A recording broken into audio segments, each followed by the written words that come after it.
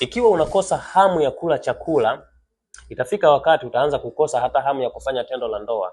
Chakula ndicho kinaupa mwili nguvu, akili inakuwa inafanya kazi. Akili ikifanya kazi vizuri, inaleta connection na kwenye viungo vya uzazi, unaanza kupata hamu ya kufanya tendo la ndoa. Labda unakosa hamu ya kula kwa sababu ya vidonda vya tumbo. Ndiyo, vidonda vya tumbo vina kawaida hiyo. Vinakusababisha tumbo linajaa gesi, tumbo linaunguruma, unakosa hamu ya kula chakula, labda unapata choo kigumu. Hizo zote ni sababu ambazo zinapelekea utakwenda kukosa uwezo wa kushiriki tendo la ndoa. Kwa hiyo ikiwa unaona hizo dalili, mara ukose hamu ya kula, tumbo linajaa gesi, linaunguruma, unapata choo kigumu au unakosa choo kabisa, jitahidi kulitibia hilo tatizo mapema, kwa sababu litakupelekea utakwenda kupoteza wanaume wako. Msifuni Health Life ni sehemu ambayo unaweza kupata ushauri wa kitaalamu wa afya yako, lakini pia na matibabu ya uhakika kuondoa changamoto za vidonda vya tumbo pamoja na kuboresha performance ya tendo la ndoa na mbegu za kiume.